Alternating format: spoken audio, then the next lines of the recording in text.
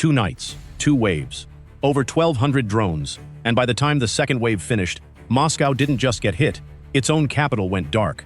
This is the story of the biggest coordinated drone raid Kyiv has ever thrown at Vladimir Putin's front door, and 3 days later, the Kremlin still doesn't have a real answer for it. Start with the night of August 15th into the 16th. Drones streamed toward Moscow for hours, wave after wave, testing the exact same air defense network that's supposed to be the most protected airspace in the entire country. Sirens that used to be rare in the capital became routine that night. Phones lit up with air raid alerts across districts that had gone the entire war without hearing one. Everyone watching assumed that was the peak. It wasn't. 48 hours later, on the night of August 17th into the 18th, a second wave arrived, bigger, faster, and far more coordinated than the first. More than 620 additional drones targeted Moscow directly in that single night alone. Combined across both waves, more than 1,200 drones flew at the Russian capital in under 2 days. Russia's own Ministry of Defense claimed 822 were intercepted on that second night. Those numbers belong to Moscow. They can't be independently verified, and a government under this kind of pressure has every incentive to round its own success story up. But even taking the Kremlin's own math at face value, the ones that got through were enough to do something no single strike before this had managed. They turned the lights off in Russia's own capital. Here's what actually happened on the ground, because this is the part the Kremlin would very much like the world to forget by next week. Sometime after the first wave, a critical piece of infrastructure went down. The long-distance telephone exchange number 9, a facility that quietly keeps a huge share of Russia's long-distance and backbone communications running.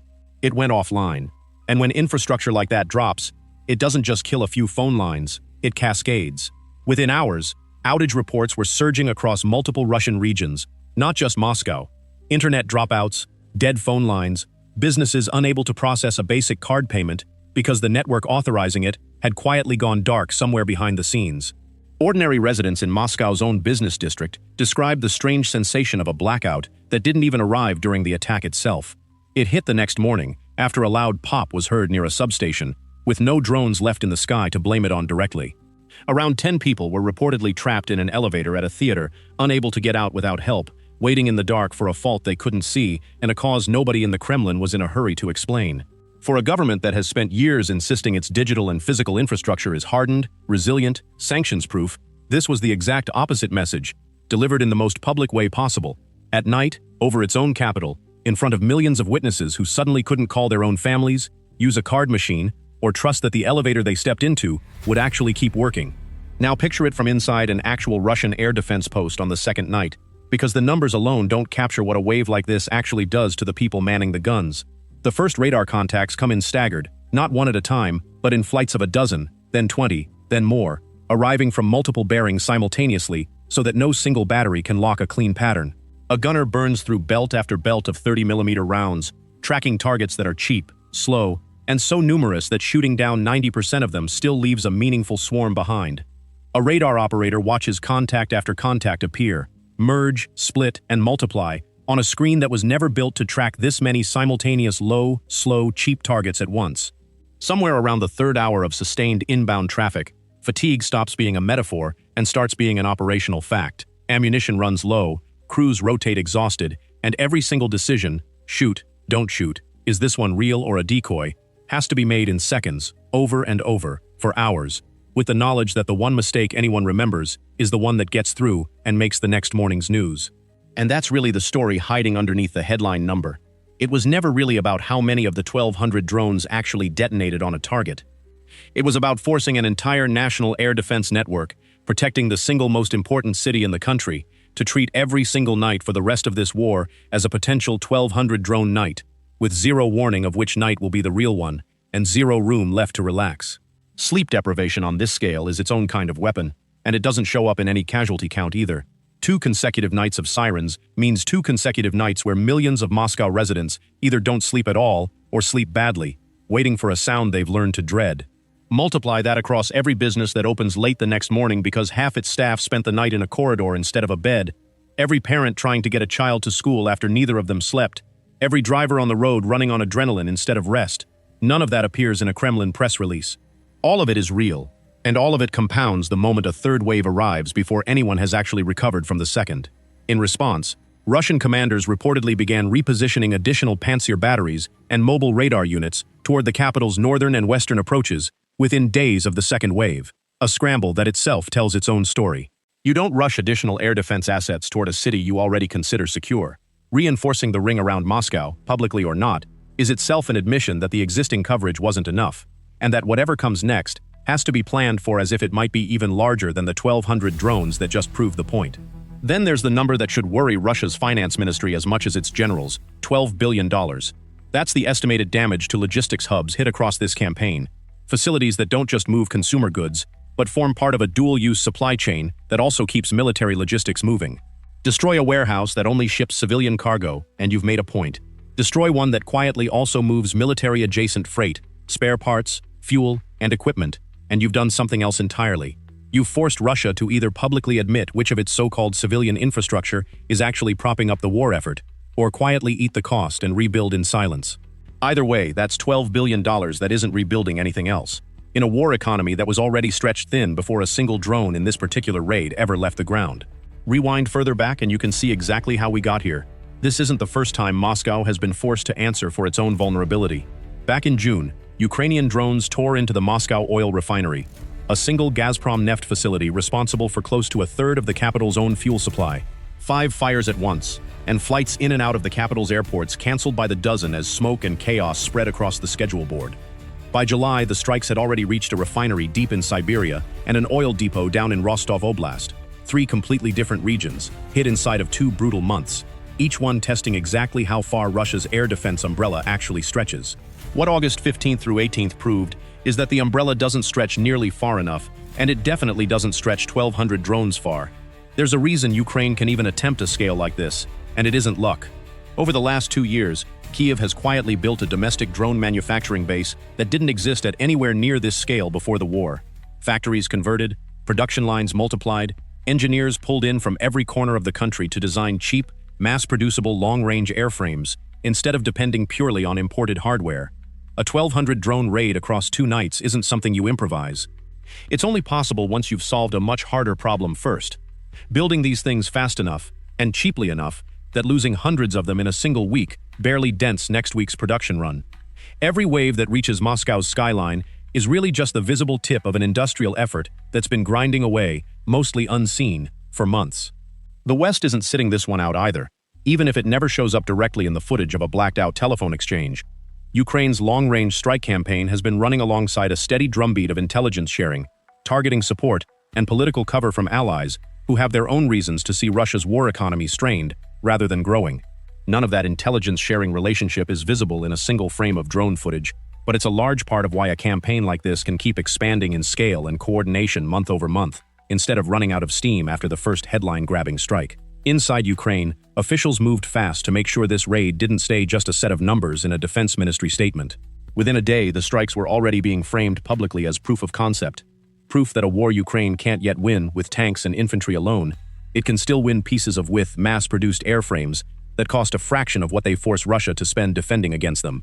For a country that spent years being told its odds were shrinking, a headline that reads 1,200 drones, 2 nights, Moscow's own telephone network knocked out, does something for domestic morale that no amount of battlefield press releases from the front line ever quite manages on its own.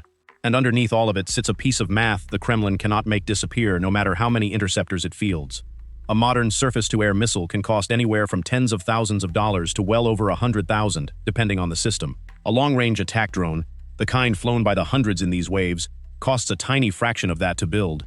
Every single successful intercept, every drone Russia's batteries correctly identify, track, and destroy, is still a trade where the defender spends dramatically more than the attacker just spent to force that exact reaction. Run that trade 1,200 times in under 48 hours, and even an extremely high intercept rate stops looking like a victory and starts looking like a controlled bleed. Shooting the drone down was never really the win condition here. Making Russia burn money and ammunition doing it night after night, city block after city block is. It's worth stepping back and asking why this particular strategy, hit infrastructure, not just frontline positions, keeps proving so effective against a country the size of Russia. This is not a new idea in the history of warfare. Strategic campaigns against rail networks, power grids, and communication hubs go back to the earliest days of air power, for one simple reason. An army can win ground and still lose a war if the country behind it can't move fuel, can't move freight, and can't talk to itself. What's different this time is the price tag. A 20th-century bombing campaign against infrastructure on this scale would have meant risking manned aircraft and highly trained pilots over some of the most heavily defended airspace on the planet. Ukraine is running the same playbook with unmanned, mass-produced hardware that costs a rounding error by comparison. And that changes the entire calculus of how often a campaign like this can be repeated, and how much political risk it actually carries for the side launching it. And hardening a country the size of Russia against a threat like this isn't a weekend project. Telephone exchanges, power substations, refineries, and logistics hubs are scattered across 11 time zones, many of them built decades ago, under the assumption that no adversary could ever reach them at all, let alone with hundreds of drones in a single coordinated night.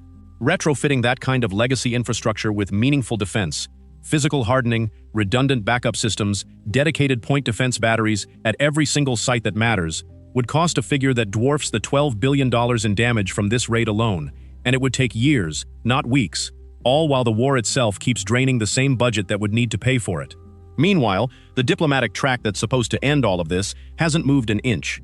Talks between Moscow and Kiev have been effectively frozen for months, with neither side willing to blink first at the table. Analysts covering this war have started calling campaigns like this exactly what they look like: pressure, weaponized, delivered straight to the Kremlin's doorstep, because the negotiating table refuses to move on its own. Kiev doesn't need a dramatic breakthrough on the ground to make its point anymore. It just needs 1,200 drones, 2 consecutive nights, and a telephone exchange with its name on the target list. Compare where this war stood even a year earlier, when a long-range strike deep into Russian territory was treated as a rare, headline-grabbing exception. Now it's refineries in June, Siberia, and the South by July, and by mid-August, 1,200 drones across 2 nights aimed directly at the capital with a telephone exchange and a chunk of the national network knocked out as a side effect. That is not a plateau, that's an escalation curve, and every single data point on it points the same direction. So here's where this actually stands right now. Moscow went dark for hours. A backbone telephone exchange went offline and dragged outage reports across multiple regions behind it. $12 billion in logistics infrastructure took damage that funds nothing but reconstruction. And Russia's own Ministry of Defense had to publicly admit, using its own numbers, on its own terms, that hundreds of drones got close enough to force a national response, twice, in under 2 days. There is no version of Russia's current air defense posture that makes a night like this a non-event. You can build more batteries, you can rush more interceptors to the capital, you can scatter critical infrastructure across more regions, so no single hit is fatal. But there is no way to guarantee flawless defense, every single night, indefinitely, against an opponent that only has to get through once to dominate the next morning's headlines. And that has now proven, twice in a single week, that it can black out pieces of its enemy's own capital without a single soldier crossing a front line to do it. It also matters that this didn't happen in isolation. Barely a week earlier, a separate single-night raid of 620 drones had already forced Moscow's air defenses into overdrive, hitting a retailer's warehouse and pushing strikes as far as Tula and Nizhny Novgorod, 300 kilometers inland. At the time, that raid alone was being called one of the largest of the entire war. It took less than 7 days for that record to fall. That's the part that should actually worry planners in the Kremlin more than any single night's damage total. Not the raw drone count in any one wave, but the fact that the ceiling keeps resetting higher, faster, with less time between each new record than the last one. And there's no reason to expect the target list to stay the same size it is right now. Every region that hosts a telephone exchange, a fuel depot, a piece of infrastructure Moscow depends on to keep the war funded and the country running, is now a plausible entry on a list that's already grown from refineries in the west, to Siberia, to the capital itself, in a single summer. Defending Moscow alone was already stretching Russian air defense past its comfort zone on nights like August 18th. Defending Moscow, plus whatever region hosts the next telephone exchange, the next logistics hub, the next 1,200 drone night, all simultaneously, is a completely different scale of problem, one that no single new battery, no single new missile order, solves quickly. Whether this was the ceiling of what Kiev can throw at Moscow in a single week, or just the new baseline going forward, is a question nobody inside the Kremlin wants to answer out loud. 620 drones was a record 7 days ago. 1,200 is the record now. If that pace holds, the next one won't just break the record. It'll make this entire raid look like the warning shot instead of the main event. And every clear night between now and whenever this war actually slows down is one more chance to find out. For a government that has spent years telling its own population that the war is under control, that the front line is the only place where this conflict actually happens, 2 consecutive blackout nights in the capital itself are a message that's very hard to walk back. It doesn't matter how many state broadcasters insist the situation is manageable. Millions of people in Moscow now know firsthand what it feels like to lose power, lose signal, and lose sleep because of a war their own government insists it's winning. That gap between the official story and what people actually experienced with their own phones going dead in their own hands is the real damage this raid did. And it's the one piece of it that $12 billion in rebuilding budget can't fix.